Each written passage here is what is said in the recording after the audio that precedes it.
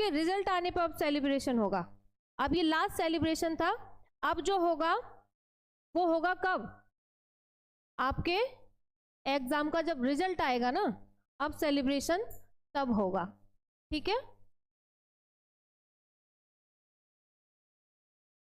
जो बच्चे ये कह रहे हैं मैम आप आई नहीं थी, चलो मैं प्रॉमिस करती हूँ कि आप लोगों का रिजल्ट आएगा तब जब हम पार्टी करेंगे तब मैं जरूर आऊंगी। ठीक है ना?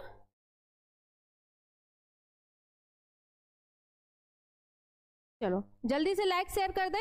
न्यू चैप्टर स्टार्ट कर रहे हैं हम, जीव और पर्यावरण। इसमें हम सबसे पहले देखेंगे इकोलॉजी, जो कि बहुत इंपॉर्टेंट टॉपिक है। ठीक है, विपिन ठाकुर, चलो I wish you very very happy birthday. हाँ, इकोलॉजी देखेंगे।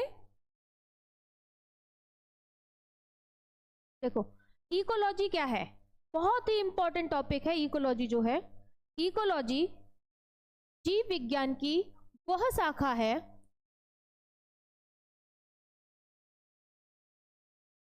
जीव विज्ञान की वह शाखा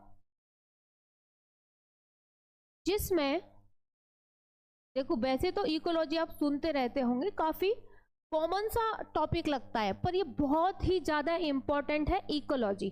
ठीक है, तो इकोलॉजी जीव विज्ञान की वह शाखा है जिसमें जीवधारियों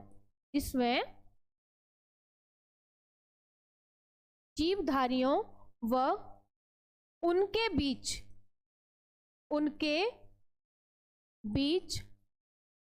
पर्यावरण के संबंध, उनके बीच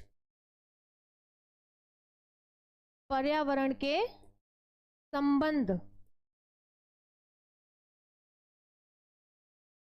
को हम क्या कहते हैं? इकोलॉजी कहते हैं, या सिंपल भाषा इकोलॉजी कहते हैं। बीच के संबंधों को इकोलॉजी कहते हैं। ठीक है, तो इकोलॉजी जीव विज्ञान की वह शाखा जिसमें जीवधारियों व उनके बीच पर्यावरण के संबंध को इकोलॉजी कहते हैं। ठीक है, पारस्परिक संबंध को या संबंधों को इकोलॉजी कहते हैं। बस इससे ज्यादा हम कुछ नहीं कर सकते। जो भी टीचर आपको बोलते हैं वो आपके लिए ही बोलते हैं तो बेटा पढ़ लो, अब टाइम नहीं है। सिर्फ और सिर्फ आपको भी पता है, सिर्फ और सिर्फ रिवीजन का टाइम बचा है, फिर भी आप लोग पता नहीं क्या करते रहते हैं। पढ़ाई में मन ही नहीं लगता आप लोगों का।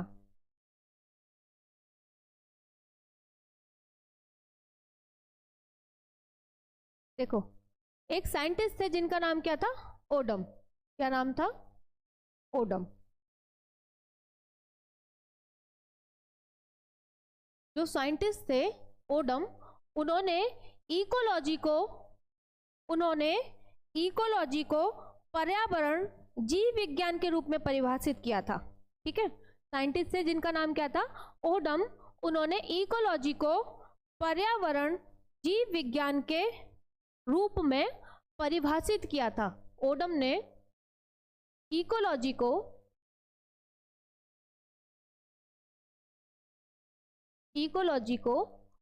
पर्यावरण जीव विज्ञान के रूप में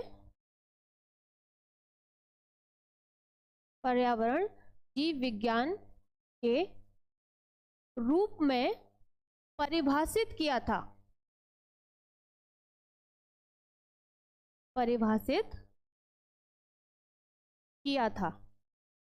यानी कि जो साइंटिस्ट थे उन्होंने इकोलॉजी को पर्यावरण जीव विज्ञान कहा था। ठीक है, क्या कहा था?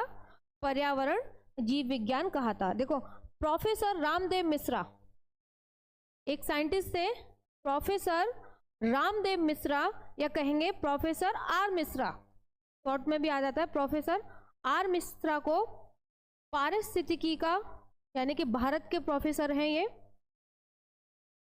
हाँ, भारत के प्रोफेसर हैं। क्या नाम है उनका? प्रोफेसर आर मिश्रा, या कहेंगे रामदेव मिश्रा को पारिस्थितिकी का जनक कहा जाता है। हमारे भारतवर्ष के हैं ये। ठीक है, कहाँ के हैं? हमारे भारतवर्ष के हैं। तो एक लाइन ऐसे लिख सकते हैं कि भारतवर्ष में, नाम याद रहना चाहिए आपको, भारतवर्ष में प्रोफेसर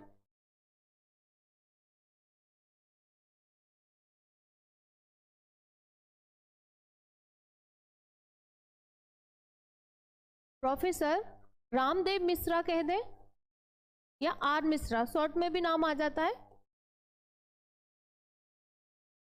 ठीक है, भारतवर्ष में प्रोफेसर रामदेव मिश्रा को पारिस्थितिकी का या इकोलॉजी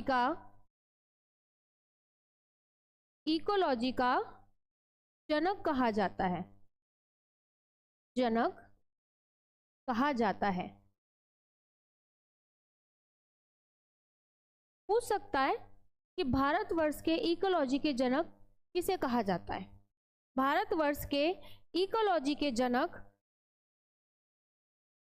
ये छोटे छोटे से वर्ड हैं और काफी इंपॉर्टेंट है इस चैप्टर से। ठीक है, इस चैप्टर से काफी ज्यादा इंपॉर्टेंट हैं छोटे छोटे से। क्या है? दीप्त कालिता, दीप्त कालिता या कहेंगे फोटो पीरियोडिज्म। ठीक है, दीप्त कालिता या कहेंगे photo periodism. Happy new year भाई सभी बच्चों को, जो भी बच्चे लेट आए सभी को wish you a very very happy new year. अंश गौतम, चलो भाई बहुत अच्छी बात है ये तो।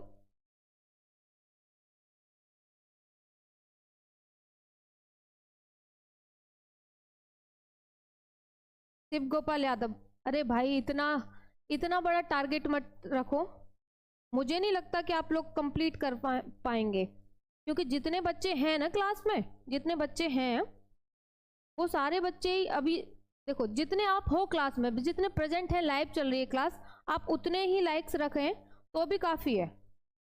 ठीक है, पर आप लोग क्या करते हैं, जितने बच्चे हैं उतने भी नहीं लाइक्स होते। तो यह जो आपने टारगेट रखा है शिव गोपाल यादव जी, ये तो बहुत बड़ा टारगेट हो गया ना। हाँ, कुछ ज़्यादा बड़ा हो गया।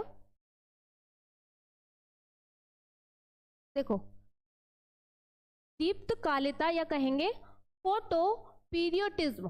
ठीक है, दीप्त कालिता या फोटो पीरियोडिज्म। देखो होता क्या है कि पुष्प में किसी भी पौधे में, पुष्प बोल दिया सॉरी, उसके लिए क्षमा चाहते हैं, किसी भी पौधे में, धापू भार्गव, बहुत बहुत स्वागत है भाई आपका स्मार्ट स्टडी क्लासेस पर। देखो, किसी भी पौधे में, नाम से वैसे शायद समझ में आ रहा होगा, किसी भी पौधे को पुष्पन के लिए, किसके लिए? पुष्पन। पुष्पन क्या होता है? फ्लावरिंग के लिए। पुष्पन का मतलब है फ्लावरिंग, जब फूल खिलता है उसके लिए। तो किसी भी पौधे को पुष्पन के लिए या कहेंगे फ्लावरिंग के लिए, यानी कि खिलने के लिए, फूल खिलने के लिए, पुष्पन के लिए, पुष्पन के लिए किसकी जरूरत पड़ती है? पुष्पन के लिए सूर्य के प्रकाश की, किसकी? प्रकाश अवधि पर निर्भर रहता है या सूर्य के प्रकाश की आवश्यकता पड़ती है। तो किसी भी पौधे को पुष्पन के लिए प्रकाश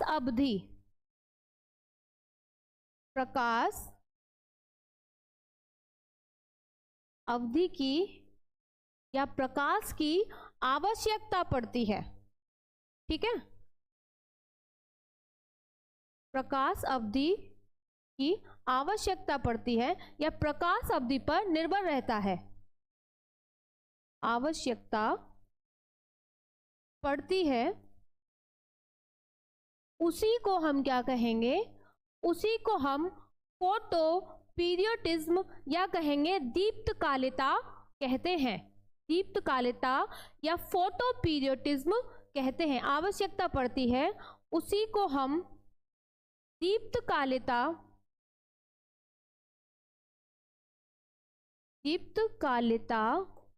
कहते हैं। दीप्तकालिता कहते हैं। मैं बोल चुकी हूँ, फिर से रिपीट कर दे रही हूँ, बहुत छोटे छोटे से पॉइंट हैं और बहुत ज़्यादा इंपॉर्टेंट हैं, ठीक है। छोटे छोटे से पॉइंट हैं और बहुत समष्टियाँ या पॉपुलेशन,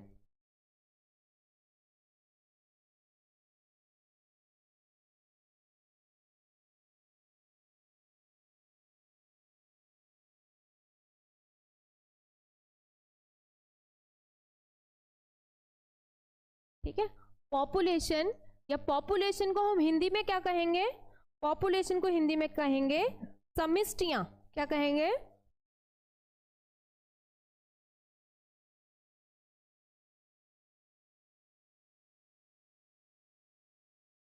जो बच्चे दोनों चीज लिखते हैं, हिंदी इंग्लिश, उनके लिए, ठीक है। हाँ, पॉपुलेशन या समष्टियां। तो आप लोगों ने सबने नाम सुना होगा, पॉपुलेशन बहुत बढ़ गई है, बहुत ज़्यादा पॉपुलेशन हो गई है उस एरिया में।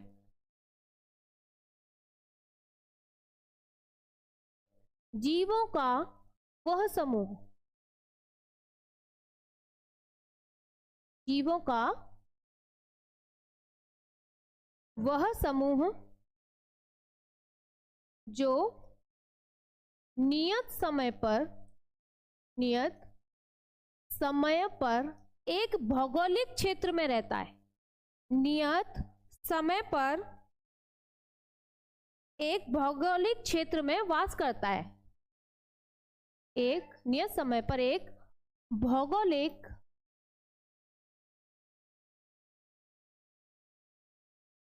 भौगोलिक क्षेत्र में वास करता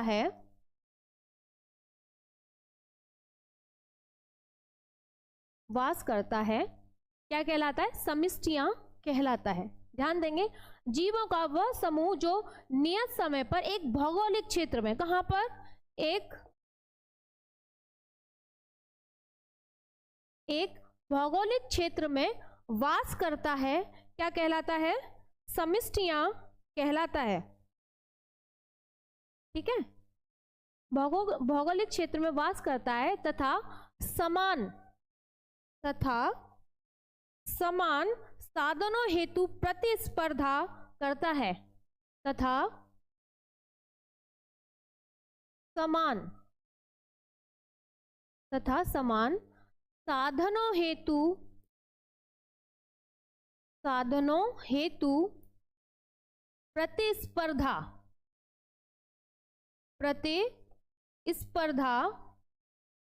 प्रतिस्पर्धा को क्या बोलते हैं हम?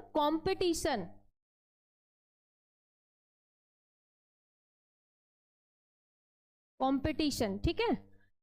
समान साधनों हेतु प्रतिस्पर्धा या कंपटीशन करता है, क्या कहलाता है? समष्टियां या पॉपुलेशन कहलाता है, ठीक है। करता है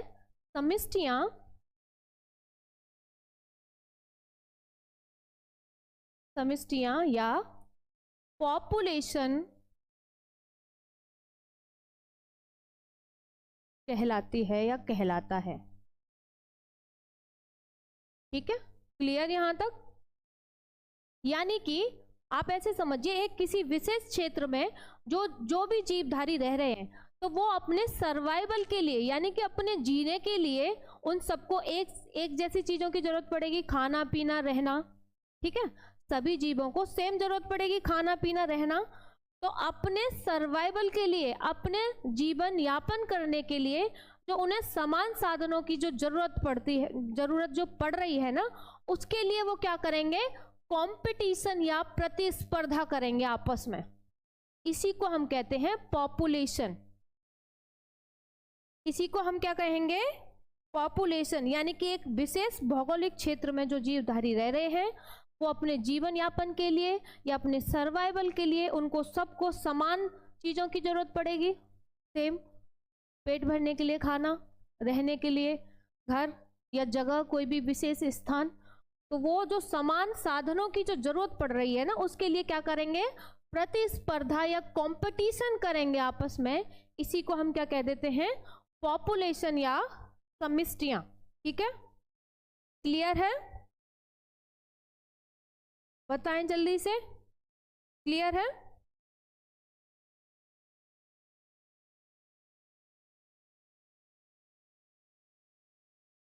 सहोपकारिता में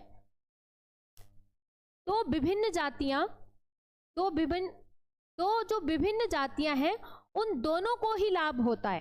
नाम जैसे है इसका सहोपकारिता। ठीक है, सहोपकारिता, तो दोनों जातियों को इसमें लाभ होता है, ना हानि होती। यानी कि जो दूसरी जाति है वो न्यूट्रल रहती है। कैसी रहती है? न्यूट्रल रहती है। तो सहभोजिता में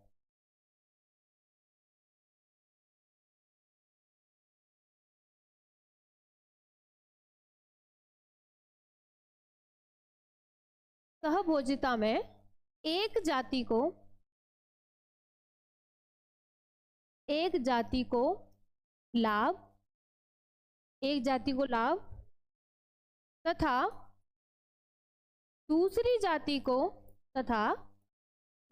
जाति को ना तो लाभ होता है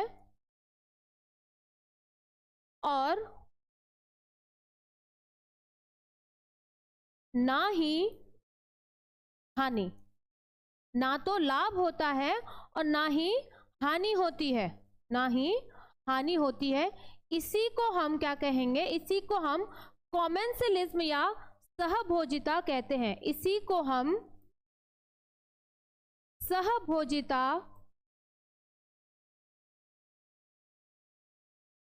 क्या कहते हैं? सहभोजिता या कॉमेंसलिज्म कहते हैं।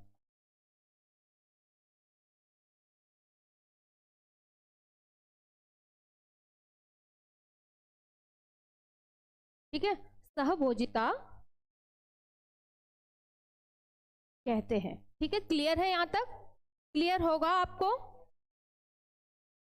चलो, क्लियर है यहां तक? हाँ, केबीसी विनर। चलो, क्लियर है सभी को? नेक्स्ट टॉपिक की तरफ बढ़ते हैं हम। यूरिथर्मिक प्रजातियां क्या है? क्वेश्चन क्या है हमारा नेक्स्ट? यूरिथर्मिक प्रजातियां।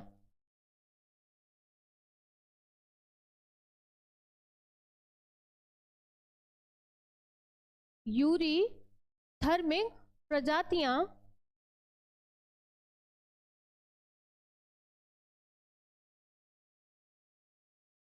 क्या है?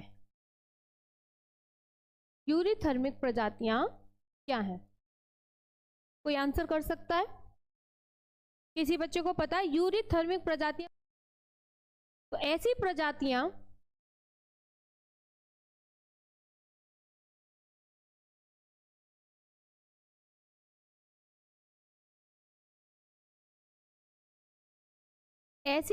प्रजातियां जो तापमान या कहेंगे वाइड रेंज ऑफ टेम्परेचर, यानी कि जो नॉर्मल टेम्परेचर है, जो उनका बॉडी जो एक नॉर्मल टेम्परेचर पे एडजस्ट कर सकता है या एक नॉर्मल टेम्परेचर को एडेप्ट कर सकता है, उससे भी ज्यादा टेम्परेचर, यानी कि वाइड रेंज ऑफ टेम्परेचर या कहेंगे उच्च तापमान को सहन करने की क्षमता रखता है। ठीक है, उच्च तापमान को सहन करने की क्षमता रखता है।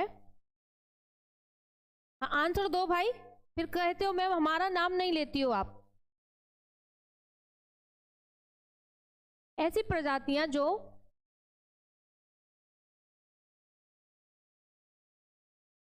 तापमान के या उच्च तापमान को, ऐसे लिख सकते हैं हम, उच्च तापमान को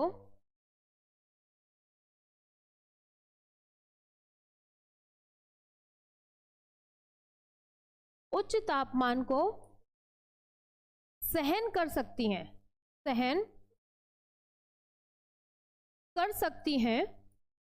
कर सकती हैं उच्च तापमान को, यानी कि हाई टेम्परेचर को। ठीक है, ध्यान देंगे, हाई टेम्परेचर को, या हम कह सकते हैं wide range of temperature, wide range of temperature, ठीक है, वाइड रेंज ऑफ टेम्परेचर। हाँ, ऐसी प्रजातियां जो उच्च तापमान को सहन कर सकती हैं,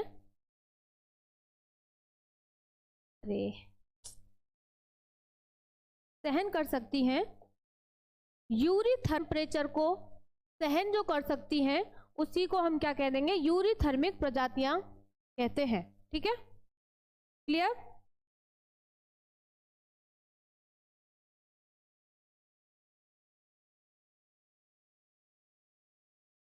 क्लियर यहां तक? अरे भाई नहीं रुकिए क्लास, आप तो जरा सी देर में सर खा जाते हो। जरा सा कुछ हुआ नहीं, वो गोला बना के पहले भेज दोगे तुम लोग।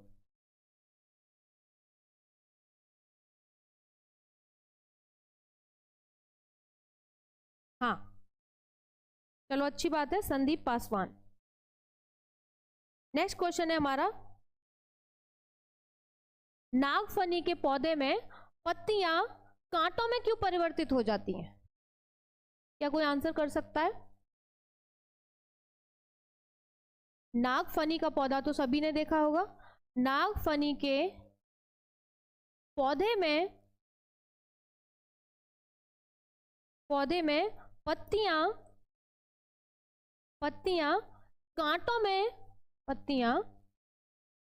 कांटों में क्यों परिवर्तित हो जाती हैं? कांटों में क्यों परिवर्तित हो जाती हैं?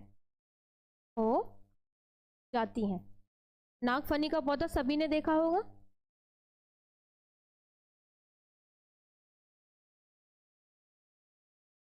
चलो तो इसका आंसर बता देते हैं।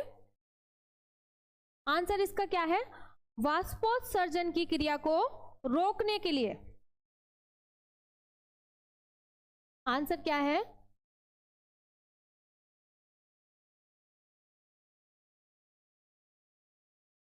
वाष्पोत्सर्जन की क्रिया को रोकने के लिए। वाष्पोत्सर्जन की क्रिया को रोकने के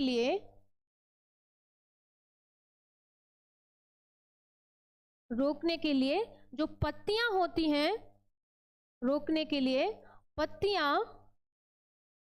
कांटों में परिवर्तित हो जाती हैं। पत्तियां कांटों में परिवर्तित हो जाती हैं। ठीक है, कांटों में परिवर्तित हो जाती हैं। कि वाष्पोत्सर्जन की क्रिया उस पौधे में ना हो, क्योंकि आप सभी को पता है कि जो नागफनी है वो कैसी जगह पे उगता है पौधा? वाष्पोत्सर्जन की क्रिया को रोकने के लिए। ठीक है,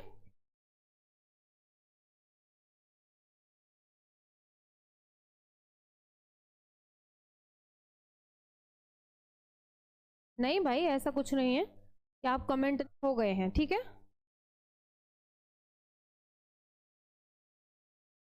नेक्स्ट क्वेश्चन है हमारा,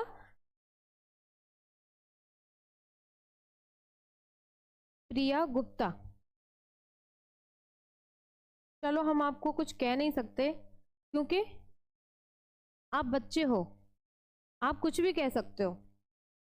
ठीक है ना, एक लाइन ही बोलूंगी कि आप बच्चे हो, आप कुछ भी कह सकते हो।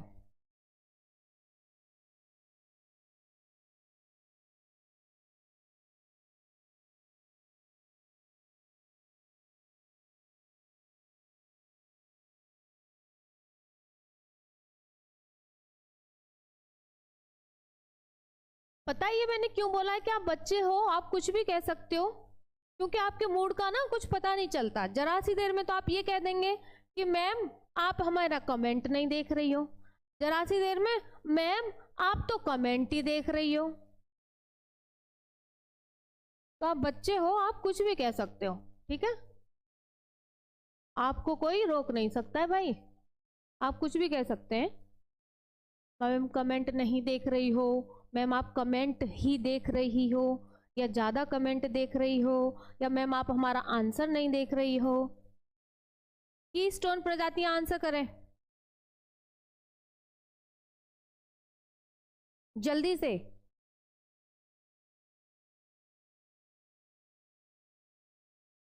तुम लोग करो अब आपस में बातें, ठीक है।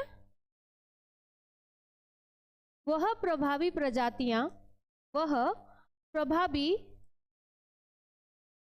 प्रजातियां जो पर्यावरण के प्रजातियां जो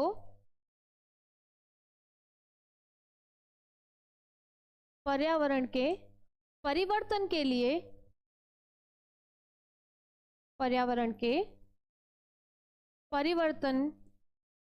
के लिए उत्तरदायी होती हैं। परिवर्तन के लिए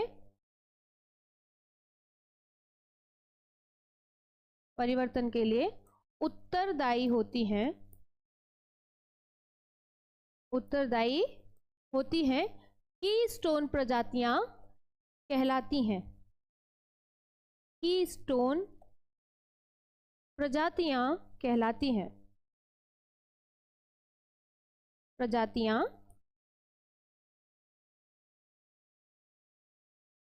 कहलाती हैं, ठीक है।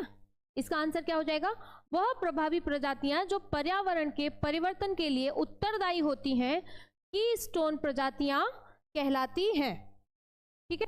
कीस्टोन प्रजातियां कहलाती हैं।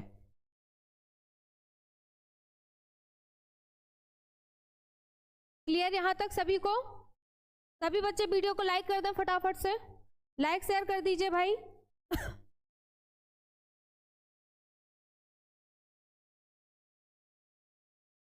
लाइक कर दें सभी बच्चे फटाफट से वीडियो को। चलो अब मैं आप लोगों से बात ही नहीं करूंगी। मैम कमेंट ज्यादा देख रही हो, मैम हमारा कमेंट नहीं देख रही हो, फालतू का बकवास करवा लो बस आप लोगों से। जल्दी बताएं, क्लियर है यहां तक? इसका आंसर करना है आप लोगों को। अभी कुछ टाइम पहले पढ़ाया था मैंने।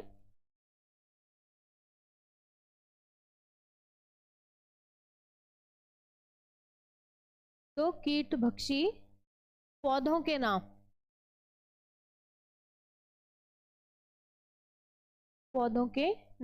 बताइए।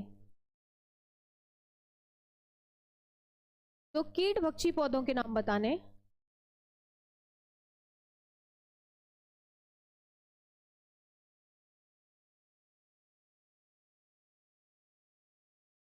करो आंसर फटाफट।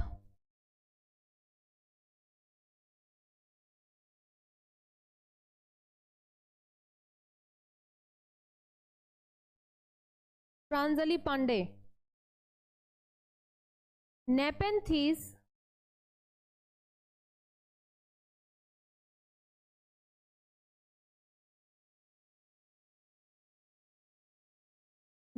और बच्चे और भी आंसर कर रहे हैं। जो बच्चे और अलग से आंसर कर रहे हैं ना, वो आंसर भी सही है।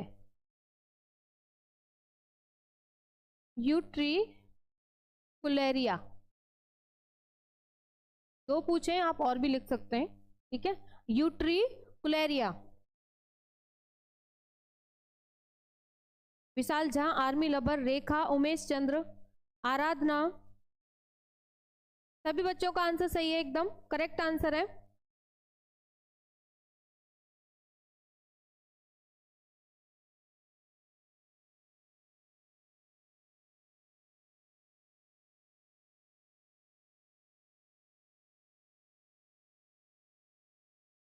चलो बच्चों, आज के सेशन को हम यहीं खत्म करेंगे, ठीक है। अब आप लोग आपस में बात कर सकते हो, ठीक है। अब आप लोग, हाँ, आंसर सभी बच्चों ने सही दिया है। लास्ट क्वेश्चन का आंसर सभी बच्चों ने एकदम करेक्ट दिया है। MK स्टेटस वीडियो, घट पर्णी, ठीक है भाई। पिक्चर प्लांट जो है उसी को घट पर्णी कहते हैं, वो भी कीट भक्षी पौधा है, उसका भी आंसर सही है। हमने दो पूछे नाम तो इसीलिए दो लिख दिए हैं, बाकी और भी हैं, ऐसा कुछ नहीं है कि आंसर गलत है, ठीक है ना। सभी बच्चे फटाफट से वीडियो को लाइक कर दें। सबसे पहला काम करेंगे कि आज का सेशन आप लोगों को कैसा लगा, ठीक है। कल मिलेंगे नेक्स्ट टॉपिक के साथ में, तब तक अपना ध्यान रखें। और पढ़ते रहें, ठीक है। Bye bye, take care.